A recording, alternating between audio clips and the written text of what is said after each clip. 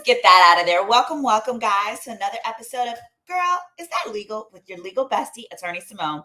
Thanks so much for joining us today. I know I've been kind of AWOL lately. Y'all, today, had me spent. I had a major closing today that had all kinds of challenges. I had buku case consultations today, they're one of my favorite things to do. So if you're just joining in, I'm Attorney Simone, your legal bestie. I'm an attorney based in Houston, but I can help you with legal matters across the nation. And my website, let me share with you guys, is SimoneRedwine.com. It's there below. Oh, well, actually, you see the docket for us there. But what I wanted to clarify here, let me put this. There we go. Aha. You got all this. Here we go. But oh my gosh, please stop calling me. Sorry, guys. Here we are. Let's share this in a moment. We've got a bunch on the docket today. We're going to come over here. Let's share this one. So this is my website, SimoneRedwine.com. You can come here if you'd like to schedule a consultation with me. Just go up to the top right side here, and you can click book or hire Simone. My consultations start at $149 for 30 minutes. I handle a variety of issues from, if you're having an issue with your present lawyer, if you are thinking about, whether you want to get a divorce, we can actually do a background check on your partner's assets to see what is there even available to you. And then, of course, my primary practice area is actually car accidents, serious injury, car accidents, 18-wheelers, and all of those. So if you're injured in any of those or know a loved one who is, definitely hit me up. And also, don't forget, I've got my book, which is Background Checks 101. How to find out who the heck you're really dealing with. So that's here. But because we've already got into that, but we're going to go over the docket today. So 2 things I need y'all's help with. Number 1 is make sure you hit that like button. Hit that like, hit that subscribe if you haven't. Also, I need you to drop below in the comments what other topics you want. Now, you can put it in the chat if you're here in the live, but I also like to see that in the comments below because sometimes I don't rewatch it. So if I don't rewatch it, I don't necessarily get to see those comments. Sorry, I'm back in jail. Yep, I'm back in jail because there's a bunch of people on the docket today that might need to get locked up. Okay, so we're going to get into that. So today on the docket, we got Charlamagne, and I know I spelled it wrong. I don't never spell his name right. I really don't know how to spell his name, nor do I care. Y'all know who I'm talking about. Charlamagne the God. We're going to talk about him. We're going to talk about Alexis Skyy putting a pause on her former bestie. We're going to talk about Rudy Giuliani and the poll workers that he lied on and how they're about to come on up. We've got the Central Park 5, Trina, and her prenup, or lack thereof. And we're going to say a little bit about Diddy. We might as well start with Diddy because I know he be getting on y'all's nerves. Oh, the Mike Jeffries case. Let me write that down. Nisha Gordon says she wants to hear about the Mike Jeffries case. I don't know who he is yet, but we're going to find out. Thank you. I am feeling a little better. I need me a date, y'all, for New Year's Eve. So, let me tell you something. One thing about y'all that be getting on my nerves, I love y'all. And, I love running into my legal besties in real life. And y'all be so nice and helpful. You give me suggestions for stories to cover. But what y'all don't ever do, why don't y'all ever try to hook me up with your cousins or your brothers? Your rich uncles, any of the above. What is this eyelash here? But, if you really like me, if you really care about me, hook me up with somebody that got some money. Okay, thank you. Oh, Mike Jeffries is the Abercrombie dude. Yes, the Abercrombie dude that's going to jail for SA. Okay, got you. The only reason I didn't cover him today is I want to give it a little more time. You know me. I want to pull the docket. I don't just want to read what it says in a clip from the Shade Room.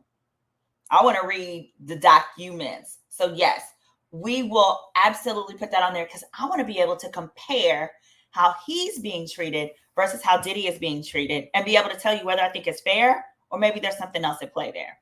So let me go on over here to Mr. Diddy. Diddy dum dum. Diddy dum dum. Now, here we are.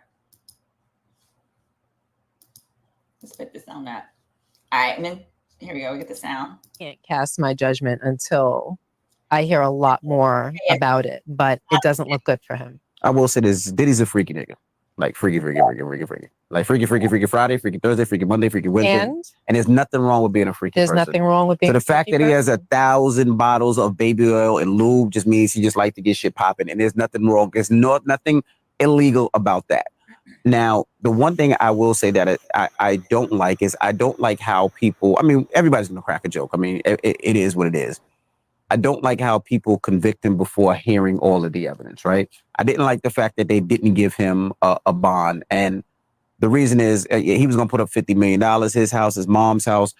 The reason I feel that is he was giving up his passports. Diddy has 3 kids without a mom, right? Kim Porter passed away. So he has 2 twins that are 17 years old that don't have their dad right now and probably won't have their dad for the next 2 years until the trial is over. I feel like he should have got a bond and been able to fight this outside while he did. Harvey Weinstein had a bond. Bill Cosby had a bond. OJ had a bond. And people could say OJ ran. He took off and they chased him and he still had a bond. Now, in this society, it feels like you're guilty and you have to prove yourself to be innocent. But it should be the other way. You should be innocent to proven guilty. Now, the stories that I'm hearing, like I said, I don't know. Hopefully soon we'll see evidence, but I do think it's sad that somebody with such a great legacy is destroyed because of the things that he did. Now, if he did do the things that they said that he did, he should go to jail for a long time. If he did, I absolutely positively, not even looking back, he should fucking go to jail. But we'll see. And the reason I asked you is because, you know, people always ask, how does that affect how you listen to his music, though? Before I answer that question. There we go. And by the way, I said this before. I want y'all to keep listening to his music. If you want to support the victims, baby, the best way to do is listen to his music. And here's why. Who is this calling me? Sorry. And here's why. That's the only way that victims will get paid if there are not insurance policies at play to pay them. And by that, I mean, it's going to be the streaming music where the victims' lawyers, when they get these orders that say they want it court or get a default or whatever, these victims' lawyers are going to be able to take that to Spotify, Apple Music, all these streaming services and use that to get paid. So don't forget that. But DJ Envy, he actually sounds like a lot of other people. And what seems to be turning with respect to the tide is that now that there are some of these really wild, I'll even say outlandish lawsuits that are coming up, people are starting to feel like, hey, everybody can't be telling the truth. They're just piling on because some of these stories are really outlandish. And let me cut to one such example. So here, over the weekend, there was another allegation filed against Diddy. And this time, oh my gosh, please leave me alone. I'm sorry. I thought I put on Do Not Disturb. Y'all, I'm not taking any medication for I can't with my egg harvesting situation. So forgive me. All right. So back to it. With Diddy, with this current lawsuit, this is a 13-year-old.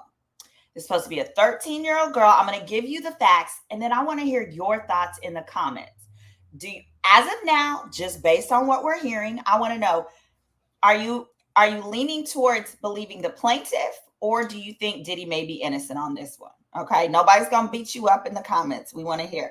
But the allegation here is that there's a 13-year-old that claims that she was hurt by Diddy. I got to use YouTube-friendly language. And according to a new civil lawsuit this woman filed, she claims that Diddy and another male celebrity hurt her, that they hurt her back at a VMA party back in 2000. She's a Jane Doe, and she claims she was only 13. She was trying to get into the VMAs, but didn't have a ticket. So she just started going up to limousines and eventually stumbled across Diddy's driver. The driver allegedly invited her to the after party, claiming that she fit what Diddy was looking for, drove her to the party in a limo, and then from there, the woman claims she was given a drink she believed was spiked. She started to feel woozy and lightheaded and eventually made her way into an empty bedroom. Then she claims she laid on the bed. Diddy walked in with 2 other celebs, a male and a female. Oh, the female is allegedly J-Lo. They walked in and said that Jane Doe claims Diddy had a crazed look in his eyes and said, "You ready to party?" And that Doe claims Diddy and the other male celebrity began to hurt her. And as the other female celebrity sat and watched, he then tried to force her to give him, but she fought him away, grabbed her clothes and left. Where she went at 13, I don't know. This was pre-Uber. I guess she held a taxi. This was pre-cell phones for a 13-year-old. In 2000, 13-year-olds didn't have cell phones. She says she ran through the party naked as she made her way outside, put her clothes on, walked to a nearby gas station. There we go, where she called her daddy to pick her up. Gas station payphone. See, I know what I'm talking about. Jane Doe then says this alleged incident has caused her deep depression, which still affects her to this day. She claims she signed a non-disclosure agreement preventing her from talking about what she saw at the celebrity field party. Oh my gosh, now y'all know. Now we know. Now 13-year-old her certainly didn't understand this law, but we know even if you sign a non-disclosure at a party, it does not apply to crimes. The minute a crime is conducted against you or that you witness one, baby, you can sing like a canary. It only goes to non-crime. So if you see somebody, I don't know, fondling someone's butthole, that's not a crime if it was consensual. So you can't go around being like, Diddy put his finger in my bottom. That kind of thing. Yes. Oh yeah, as me, I was talking about DJ Envy. Yes, so DJ Envy is related to this Diddy story. I'm going to later in the docket talk about Charlamagne as it relates to a Trump story, just to let you know. Oh, we got 289 watching, but we only got 96 likes. Let's hit that. Okay. Nazra says, I believe the victim. Yeah, she's absolutely too young to sign an NDA. Even if she did sign it, certainly not valid against her. I'm glad you made that point. So my overall thoughts are this. Of course, I want to see more information. I believe that there is going to be some corroborating evidence that the attorneys for this teenager have that made them say, hey, of the 3,000 phone calls we received or however many, she's going to be one of the 120 we want to pursue. Whether it was a photo, whether she went to a doctor, whether she immediately told, a school guidance counselor after this happened, what. But I look forward to seeing that. The one element that did seem odd is a 13-year-old by herself wandering the streets of New York, like looking in limos to try and get into VMAs. If she told me she was like with her girlfriends or something, because teenagers can be sneaky, we know that, then that would make a little more sense. It's hard to believe there was a 13-year-old by herself, but who knows? Maybe she was a budding singer or something like that, snuck out and was trying to get into the VMAs. But also the other thing that struck me is that initially, when the attorney for these victims came out and said that, when that attorney came out and said that, a commonality among many of these people is that they had a drink and they got sick, or that the next day they went to the hospital and the hospital found tranquilizer, the same form of drug in everyone's system. Those things made me think, oh, okay, this is corroborating. Now, the challenge is that because we now know the alleged MO of Diddy, anybody who's filing a new lawsuit can say those same things. Anybody who's calling that 800 number to claim to be a Diddy victim is going to now know, hey, the key word is he gave me a drink, I took the drink, and I couldn't remember. It doesn't mean that didn't happen. I'm just saying for the people who are like, oh, I think these people are piling on, that may be one of the arguments. Yeah, I'm looking at these comments. Yeah, Leslie says, absolutely, that's exactly what I'll be watching, is to see if they have the same crimes as just as many accusers. I think it said she lied to her parents about where she's going to be. No, that's totally believable. Yeah, I think it wasn't that she snuck out. I was surprised that she didn't have homegirls with her or someone like that to collaborate. So somebody said, is this Bussy again or is it busy yet? I said, I believe her, but I also believe the parents need to be held accountable too. Busby, it is Busby. I believe it is Busby. It says, ma'am, I was thinking you were smarter than this. If they were drugged, how did she get up and run? Well, I'll say this. Dahlia Graves in her account talked about coming to later. And when she came to later, she grabbed her things and she ran. So the drugging doesn't last forever. So maybe I'm not that smart. It can be one thing. But the second is drugging doesn't last forever. At some point it wears off. And generally that's where people get going.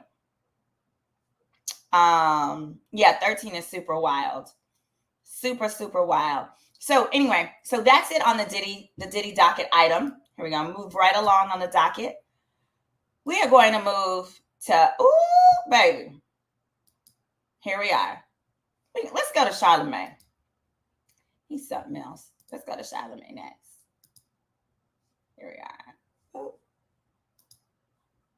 Okay. Here's a clip. So basically, Charlamagne has sent Donald Trump a cease and desist letter because Donald Trump used an excerpt from Charlamagne in an attack ad against Kamala. And of course, he used it in a dishonest, misleading, and way that is basically disinformation. Kamala supports transgender sex changes in jail with our money. Kamala even supports letting biological men compete against our girls in their sports. Kamala is for they, them. President Trump is for you. I'm Donald J. Trump, and I approve this message. Kamala supports taxpayer-funded sex changes for prisoners. Surgery.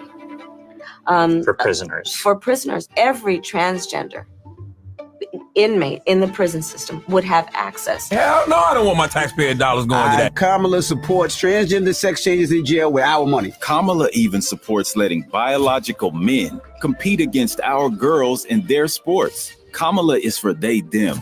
President Trump is for you. I'm Donald J. Trump, and I approve this message. Kamala supports. All right. Wait, hold on. I love y'all. Wait. Voodoo Child said, Slick called me stupid in my live. I wish you would. She said, will you? Yeah, I know. I'm really, the Lord isn't through with me yet. And so I barely made this live today because I'm going through it, as you could probably tell. So I'm just trying to be consistent again. Like I've been off for the last 2 weeks. So I'm just trying to be consistent. So what I'm not about to do is cuss people out because that's going to take me off my game because I'm crazy. I'm crazy in real life. Back to regularly scheduled programming. All right. So what Charlamagne is saying here in this cease and desist letter. So remember, when you want to file defamation against someone, you don't have to send a cease and desist letter. Generally, there are rare circumstances, but you want to. Because once you send that and you identify to them, here's what you've done wrong. Once they continue doing that, you can run up those damages in the way Cardi B did with Tasha K. Because now it becomes intentional and malicious. You can get treble damages. And just like with Cardi B and Tasha K, if that person tries to simply file bankruptcy to get rid of paying you, it ain't gonna work. Because you cannot file bankruptcy to get rid of intentional damages or punitive damages. So here, first, Charlamagne sent Trump a cease and desist letter. It says, recently the candidate released an ad featuring Charlamagne and DJ Envy speaking negatively about Kamala. But according to Vibe, Charlamagne issued a cease and desist to Donald Trump for featuring him in a political ad with an out-of-context clip. In the ad, Charla and Envy are seemingly saying they're against Kamala using taxpayer dollars to fund sex changes for prisoners.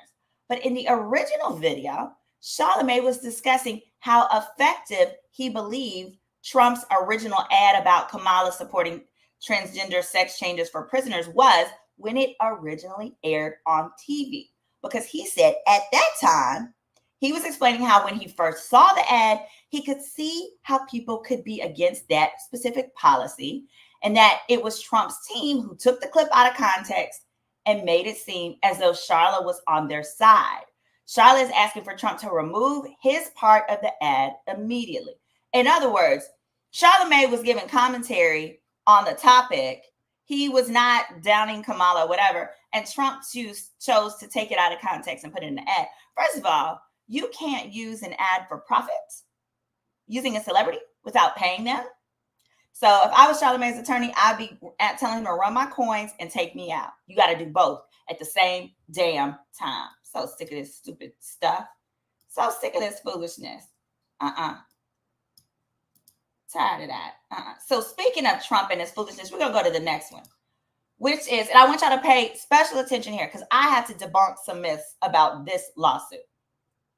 So this one says, as they should, the Central Park Five have filed a defamation suit against Donald Trump after they claim he pled guilty to a crime, after he claims that they pled guilty to the crime during the presidential debate. Here's the clip. This is the most divisive presidency in the history of our country. There's never been anything like it. They're destroying our country, and they come up with things like what she just said. Going back many, many years, when a lot of people, including Mayor Bloomberg, agreed with me on the Central Park Five, they admitted, they said, they pled guilty. And I said, well, if they pled guilty, they badly hurt a person, killed a person ultimately. And if they pled guilty, then they pled, we're not guilty. But this is a person that has to stretch back years, 40, 50 years ago. Not in hate and division. Vice President Harris, thank you. Lindsay? President Trump, this is now your third time. All right. So there's a clip.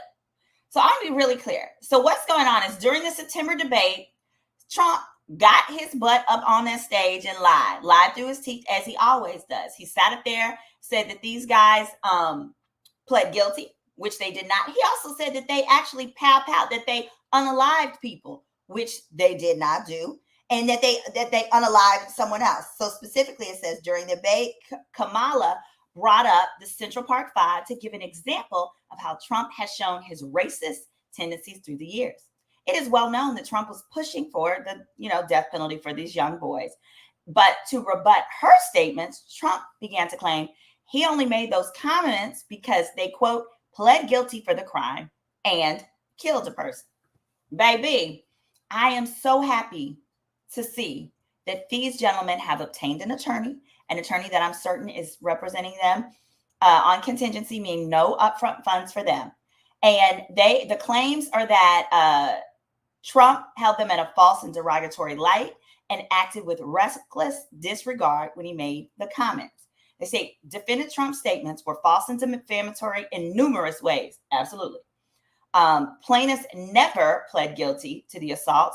Plaintiffs have not pled, and they maintained their innocence throughout their trial and incarceration, as well as when they were released. And none of the victims ever killed anybody. Dumb.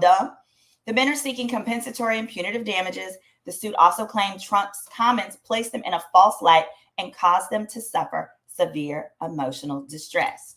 So, of the claims, I really like that emotional distress. Baby, you can run them coins up. You can run them up really good on an emotional distress claim. Yep, we're gonna get to Rudy Giuliani next. We going in line. We going in line. We're gonna talk about all of them. We're going in line.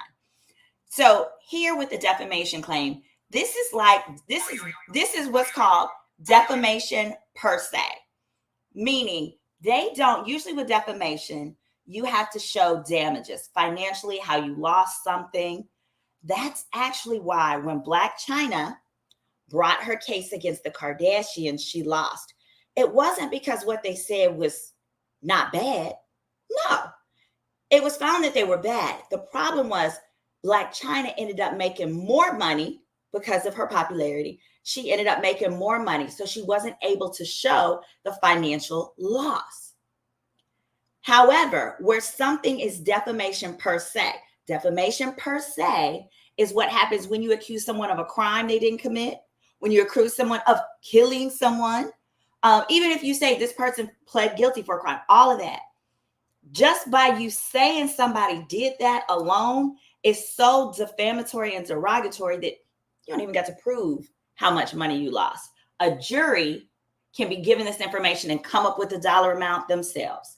In addition, with the emotional distress, oh, baby, I have them men in therapy every week. Oh, I was fine. And then the president talked about me in the debate. Oh, I was fine. The president talked about me in the debate, and I started being mean to my girlfriend, and she quit me. My girlfriend quit me. I would be blaming everything on Trump. You hear me? And yes, they will get paid because Trump has so many assets. He cannot shield all of his assets under Florida homestead exemption law. He can't. So he's going to have to run them boys some money, as he should. I'm hoping that they get around. It's 5 of them. Let's do about 10 million. 2 million apiece. That's what I like to see. Oh, my head hurt. You know why? I kept thinking about that president, how he talked about me so bad. Oh, every time my nose itches, every time I got a booger in my nose, I'm going to say it's because of Trump. Everything. You hear me? Speaking of hiding assets from detection under Florida homestead, we're going to go. This is a Florida heavy show because Florida got a lot of weird stuff and people going on. We're going to head right on over. Here we are. Ooh. Oh, to Giuliani. Oh, ugly Giuliani. Let me see if y'all got any questions. $10 million each. $10 million each. Okay. I like $10 million each. It's maybe not going to happen. Let me tell you why. When you're dealing with damages for something like defamation, what really matters is how frequently and widespread the statement was shared, how long the statements were made, or how long they stay up on the internet. So if Trump pulls that, well, no, he can't. Shoot, it was a debate. Yeah, let's give him $10 million apiece. Let's do it. Let's do it. Because that debate is historical. It is a historical presidential debate. And more than that, Trump has not and will not, because he's trifling. No offense to my Trump supporters in my audience. I love you. Trump is not going to make a statement retracting his comment. If he does, that actually will minimize the amount of damages these people can collect, these gentlemen can collect. So we'll see. Yes, let's get that emotional distress. All right, now we're going to talk about Giuliani. Child, baby, I'm so happy about this. Giuliani. So there are two women, Miss Ruby. It's always a good, you need a good Miss Ruby in your life, okay? A judge has ruled former mayor Rudy Giuliani was ordered by a federal judge today to give over all his prized assets and his New York Manhattan penthouse to Miss Ruby Freeman and Shay Moss. Miss Ruby and Miss Shay. Moving on up to the east side, deluxe apartment. That's what's happening to them right now today because of this court's ruling. Specifically, they were election workers. He defamed. He claimed that they committed election fraud in the state of Georgia, and that as a result of that, Trump actually really did win Georgia when he knew that was untrue. So they won. It was actually 148 million, but we're going to round it on up. We're going to round it on up to 150 million. So then after that verdict, right? So he fought. Maybe after that verdict, he does what? What do all little liars do? He filed for bankruptcy. But the bankruptcy judge said, sir, get out of here. You full of it. We don't care. And no, and more now. And so there's also another article. Let me read this for you. Hold on 1 second.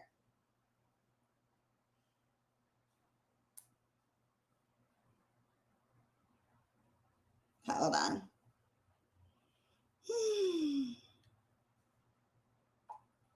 Okay, so here we go. I found this just tickled me to no end. So we're going to go through. This is what the judge says they've got to turn over to these beautiful, beautiful women of the Lord. Let me see if I can put it on the screen. So, you know, I love messy receipts. Let me put this bigger. Hold on. See if I can get this little messy receipt. Oh, it's not going to work. Hold on. Maybe I could do it this way. So there's a variety of things. So I'm going to read all. Oh, it's a lot of stuff. All right. It says the decision by Judge Louis Lehman is significant for Giuliani, who so far resisted paying any portion of the judgment. Giuliani must turn over property, which includes a Mercedes-Benz, more than it's a luxury antique Mercedes-Benz, 1980, actually, more than a dozen luxury watches, cash, and a $2 million legal claim for unpaid attorney's fees from the Trump 2020 campaign and the Republican National Committee. He's got to turn all that over, including the Manhattan apartment, in 7 days. Let me tell you why this is extra funny. The fact that he has to turn over among everything else. And mind you, this is a Manhattan condo he owns free and clear.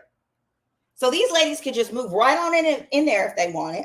They could live in there if they want. And they could put it up on the market for auction and everything else. You know how much people would want to buy? Heck, they could do it for auction or they could rent it. Collect that. It's probably going to rent for $30,000, $40,000 a month. Baby, that's like winning the lottery. In addition, what tickled me is it says, quote, he also has to turn over, Giuliani has to turn over to these ladies a $2 million legal claim for unpaid attorney's fees from the Trump 2020 campaign. Let me tell you what that means. That means Giuliani did all this, and Trump didn't even pay him. Trump owes that man $2 million.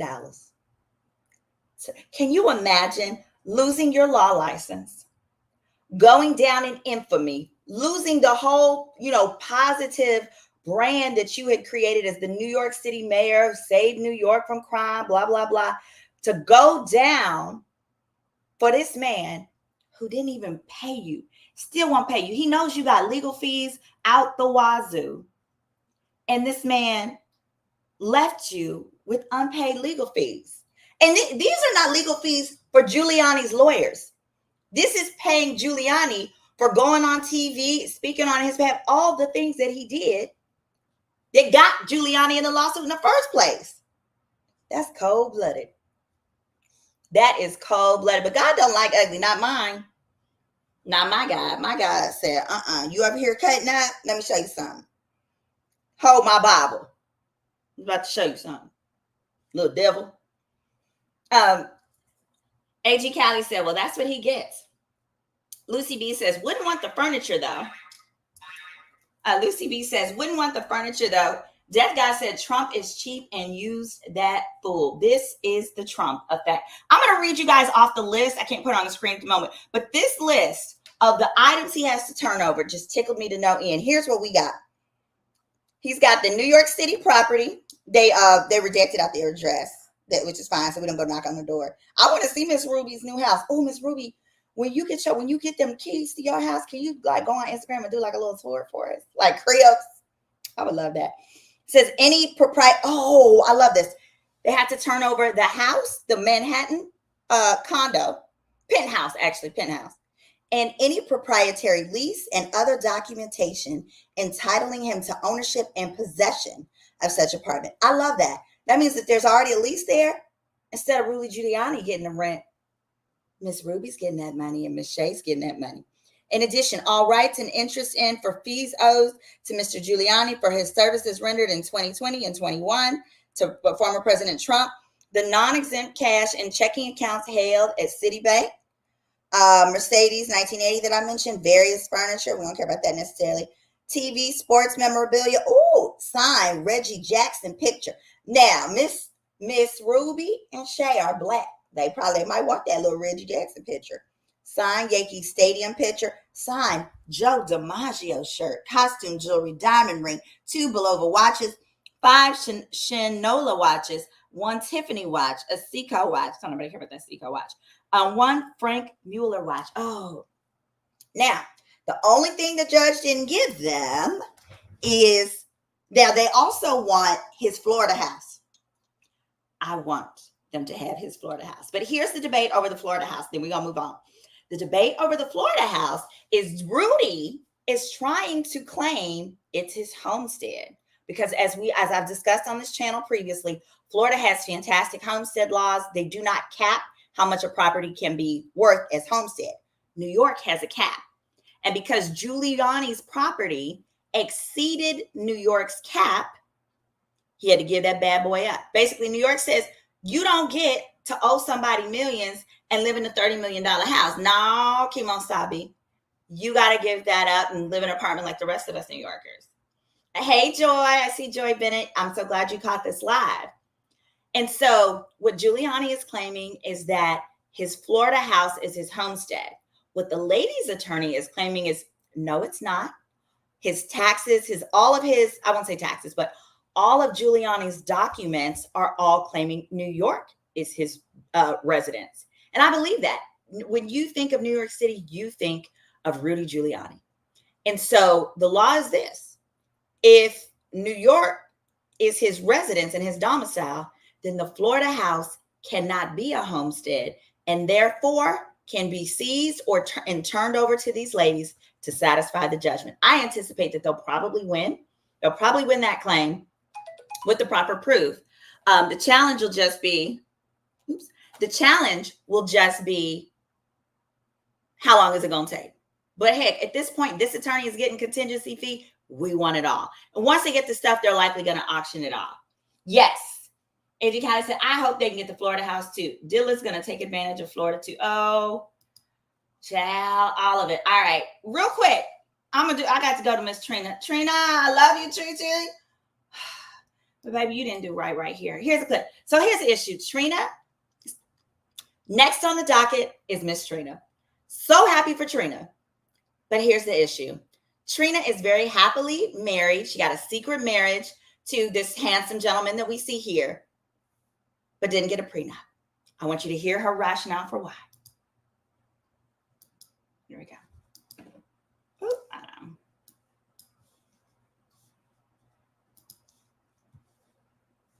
know. Freaky as your lyrics, baby. Them Let's do it again. Are you as freaky as your lyrics, baby? Them lyrics, honey, they is too much. Sometimes, you know, and being a wife, you have all the rights to be as freaky as you like. Oh, that is true. And spicy in the bedroom. First of all, you done got married on us, I child, did. secretly. I did. So now that you're in this honeymoon phase, are you and your man just hunching around the house all day long? We are. Oh. We are. I definitely get that. Yeah, we I are. get that vibe. I get that you're super happy. I am. I am so Internally happy for you. Thank you. It took a very long time, but guess what? Good things come to those who wait. I truly believe that. All right. Did you get a prenup? I didn't. Why not? Because my husband brings all of his money to me. So What? I'm in charge. He can't spend a dime without my consent. Can't spend a dime for Are you as freaky as your lyrics, baby? Them lyrics, honey, they is too nothing unless it goes through me. That's that what phone I'm talking go to ringing about. up, that thing go to, I see everything. That's what So, I'm yeah. talking about. So you always call me Mrs. Davis, Mrs. Davis. What? Y'all, sis, Trina, love you, love you, love you. I'm going to assume you didn't confer with an attorney. You were like, hey, I don't even need one. But as your legal bestie that you never met and probably may not even like, I'm just going to take it upon myself and just clarify. So what you explained is good with respect to you knowing your husband's finances and how those are doing during the marriage, but it doesn't protect what you've already built. So now the issue is this. Every song you make going forward, every new contract that you sign for Love and Hip Hop, for any television show, he's entitled to half of it. He's entitled to half of every song you write, every song you rap, every performance. And you've worked so hard. You've been in this industry like for so many years and decades that, yes, I understand you love him tremendously today, but the truth of the matter is you never divorced the person you married. You divorced the person that they changed into, that person that you don't even recognize. And because you don't recognize that person, you can't even estimate what they're capable of. So the purpose of a prenup is not to protect, it's not due to the fact that that person may be broke or that person may not share their money. It's to protect anything that you accumulate during the marriage so that there's going to be a fair and equitable division. It's also to protect assets you had beforehand. So for example, if you had a house that you bought beforehand, a lot of people are like, oh, it's my separate property. It is, but if you live in that house, and you use joint income to pay that mortgage, they can be entitled to a component of it when that marriage ends. That's the only reason why a prenup is good. And the other thing is, it's very good exercise to go through the process of writing a prenup that says, hey, what's yours that you had beforehand, what I had beforehand, any businesses that we each had beforehand, we're each entitled to. No one's going to try and take a piece of that, and get that on paper. Because anybody unwilling to write that down and sign it is going to change on you in ways that you can't even envision. And I want to run this back and relate this to Rachel Lindsay, the Bachelorette. See, if Rachel Lindsay, the Bachelorette, who's married to, she married the guy that she ended the Bachelor with, or the Bachelorette with, and they're going through a divorce now. See, the two of them, what a prenup would have done is if she had said, I have a prenup that's going to protect whatever I have going on now and any of the revenues that I get from that, right? And it included, if it included podcasting and things like that, she'd be good. But actually, the crux of what Rachel makes money on today, she actually did not have going beforehand. So where a lot of people are like, you're a lawyer, I can't believe you didn't have a prenup. I have to say, in her instance, a prenup would have been tricky because the assets that they're fighting over now in her situation are assets that did not exist prior to the marriage. One of the main things they're fighting about is the house, because it was a $2.1 million home. She put down the majority of the down payment, and he's like, I want some of it, right? The other thing is, he wants like $20,000 a month in spousal support. She wasn't making that kind of money prior to their marriage. So another thing that you can get, and for Trina, it is not too late. She can get a postnup. What a postnup says is we're married now, and this is our agreement for the stuff we have now and the stuff we're going to acquire. Here's how we'll split it. So I say that for anyone. If you didn't get a prenup, you can always get a postnup, and it's best to get you both. Because with the prenup, you can only protect what you had beforehand. The postnup can protect as well what you accumulate during the marriage. All right. And then last but not least, last up on the docket, before I want to hit a few of the questions in the comments. Yeah, we're going to go to Miss Alexis Skyy. She's so naturally beautiful. Now, Miss Alexis Skyy alleges that her former friend attacked her 3 weeks ago in front of her baby girl, and that she is pursuing legal action against him for breaking his NDA. These are his photos. She said, he is sitting playing a victim. Like he has real mental health issues. He needs to keep his mouth shut. He is a whole man. I don't care, gay or not. He hit me in my face in front of my kid. Everyone in the industry knows he runs his mouth nonstop, and I was the only one still giving him a chance. This is what she says, okay? Now, and these are messages allegedly from Alexis. And, oh my God, are you serious? You reached out to Tasha K. I'm at work, can't answer. I work with doctors that are all over social media. My mother, oh my God, has nosy family members like, why? Why do something like that, Aunt? Oh, Tasha gonna run with this story. She's talking about her daughter. She said, she goes to a Christian school, Aunt. They be in social media. Posting these things is so wrong. I never thought you'd do that. That's messy. Alexis, Toss is freaking crazy. Alexis, we told you. Okay. She said, this is going to look bad on you, Aunt. Sometimes you got to stop and think before you do things and jump to social media, because it can backfire on you because of your previous employers and the things they said about you. This is Alexis to Aunt. So this just makes you look messy, and it can affect anyone ever wanting you to work for them. Now that's true, because if he's going to be somebody's stylist, personal assistant, and they feel like this man run around telling all their business, that's not going to work. It says, I'm telling y'all, this is why, as her best friend, I distance myself from her. She doesn't have morals, will just do anything for money, including leaving her child with random strangers, sleeping with girls, knowing she don't like them, and getting with her friends' men. Everything with her is clout. So I guess that was one of the comments that he made that ticked her off. I was walking into this complex, and I wasn't even at the door, and my former best friend Alexis Skyy walked in. Out of it, I'm gonna just say out of it, and she had two other people with me, and she assaulted me. I tried to turn around and walk away. She punched me in my face, and then the other girl came in punching me in the face, and then a guy came in. They were kicking me in my rib cage. I have a fractured rib. Knocked one of my veneers out.